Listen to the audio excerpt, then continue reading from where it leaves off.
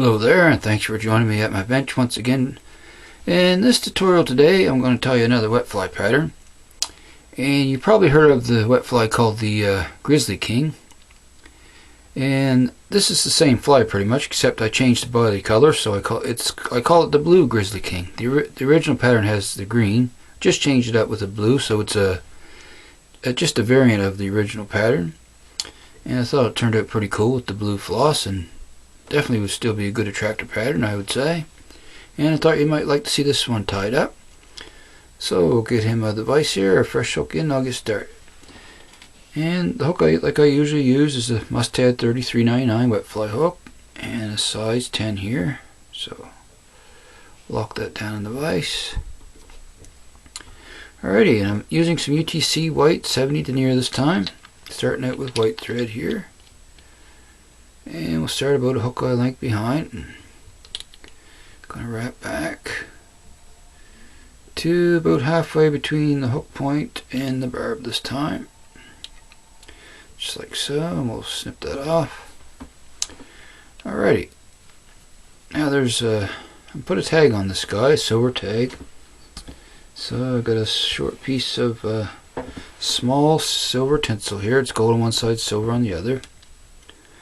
So I want the silver side to show, so I'm going to tie that down, of course. And I'm going to pull that here until it's just a little bit left at the end there to catch in, just like so. Alright, so I'm going to turn the vise upside down here to wrap the tags. Just find that a lot easier. It's easier to get around the thread that way. So we'll go back about 5 wraps, and then back up 5 wraps. Just like so, then we'll come back up. Okay. And I'll come around, move the vise back up the proper position here, and we'll tie that off. A couple wraps. Okay. Get that out of my way here. Alright. And we'll snip off the excess there. Alrighty. Okay, next is our tail, and the tail is some red saddle hackle fibers, and I always want to choose the more webby ones down towards the bottom of the feather, so I'll pull a small bunch of those off for the tail here.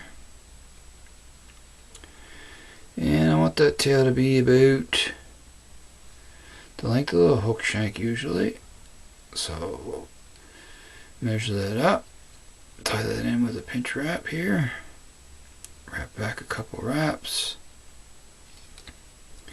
and I'll snip that off to about where I want my body to end here on the fly.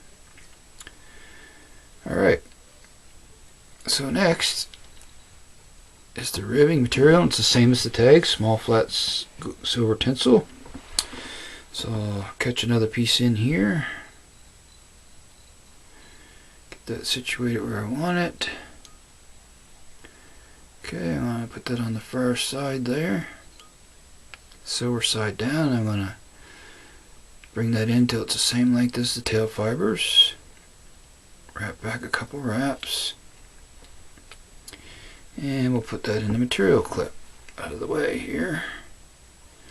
Okay, next is our body material, which is blue floss, hence the name Blue Grizzly King.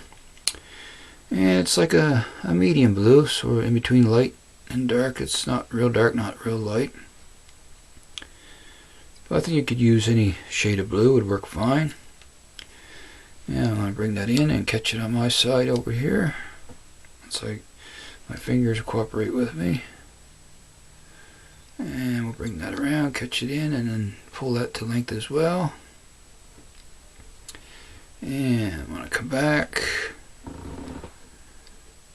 A couple more wraps here. Let's see where I'm at. Okay, but one more wrap should be fine. Alright, now get all these materials in the material clip out of my way for now. Okay, so now we're going to wrap those materials up, the shank here, and try to get a smooth thread base for our floss body. Now the reason using white thread a lot of times is using the lighter color flosses. So when the fly gets wet, it doesn't lose all the coloration, the original coloration. If you use black thread, it will generally darken up on you. It won't look quite as good as all. That's the reason I use white thread and then change to black a lot of times. And we'll just keep wrapping forward until we get to our tie-off point. Okay. So first thing we're going to do here, the first wrapping we're going to wrap is our body. Once I get a hold of it here. Alright. Now we're going to come around with our floss, and I want to sort of pull that and try to get the fibers all going at the same tension there. That looks pretty good.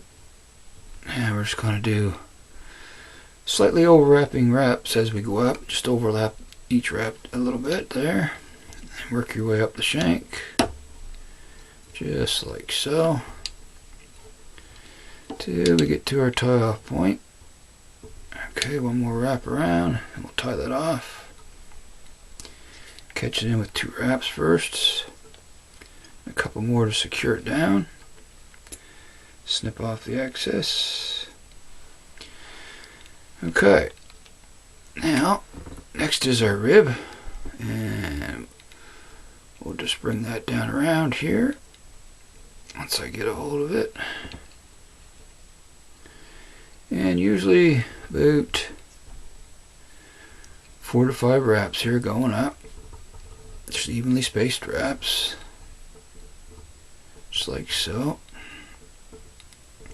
Then the last wrap I'll come up around, tie off a couple wraps just like so,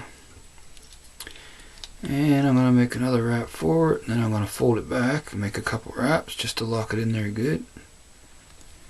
And I'll snip off my excess tinsel and position that thread where I want to tie in my throat. Okay, so there we have the tag, the tail, and the body and the rib so far. Now the throat is some grizzly hackle fibers. And if you just don't want to tie in a throat, you could take a hen grizzly hackle and tie it in, color it back wet fly style if you wish, but this way it just makes it a little easier for you. Just pull off some of the soft webby ones on the bottom here. A decent amount, doesn't have to be overly thick. Just enough so that it shows good underneath. And I'll measure that up till it comes back to about the barb or so.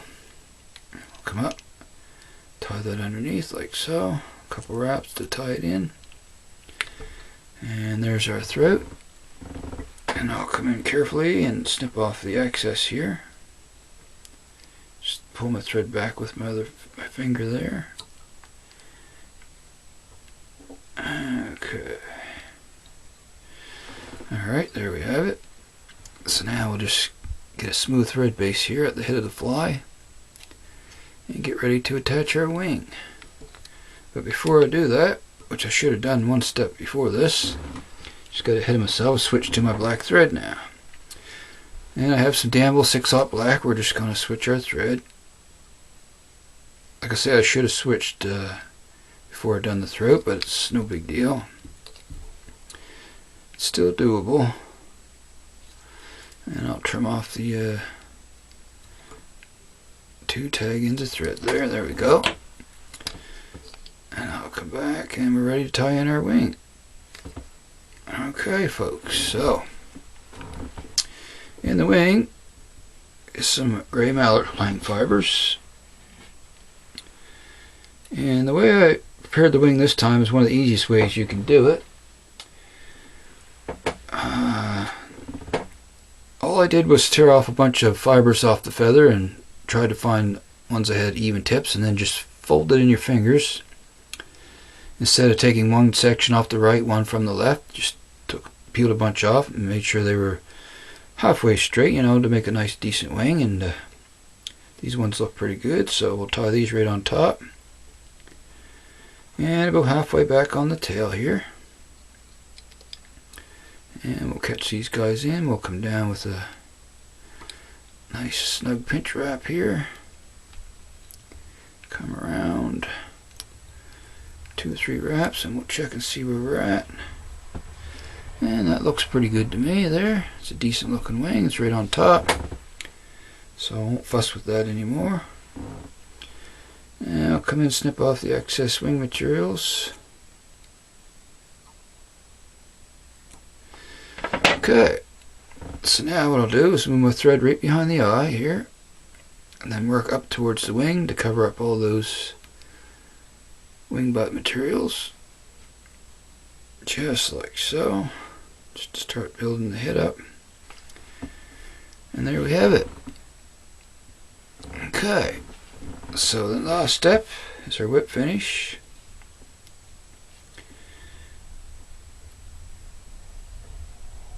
Okay.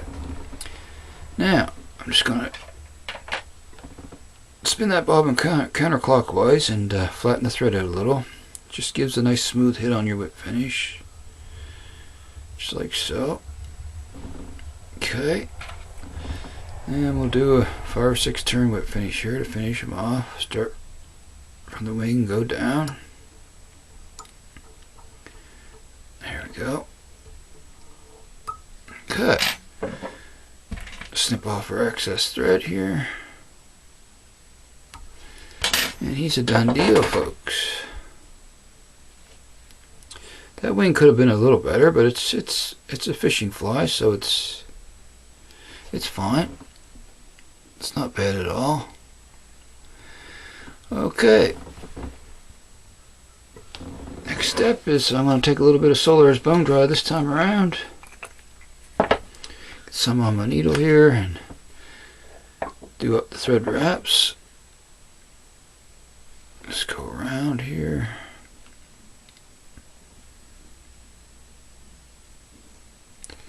There we go. Okay. Now we'll cure that up here real quick. Get the light out. Give him a little shot of UV light here. And it doesn't take long to cure that bone dry resin, so we're good. And there we have it. Another size 10 blue grizzly king. Sharp looking little wet fly. I thought you might like to see this guy tied up this time. So, like always, I hope you enjoyed this video this time around, and I appreciate you watching. And if you'd like to see more videos in the future, just go ahead and hit the subscribe button there. Appreciate that. Throw in a like too, and drop any comments you have down below. And I want to wish you all happy tying out there. And I'll see you all again soon. And so long for now, folks.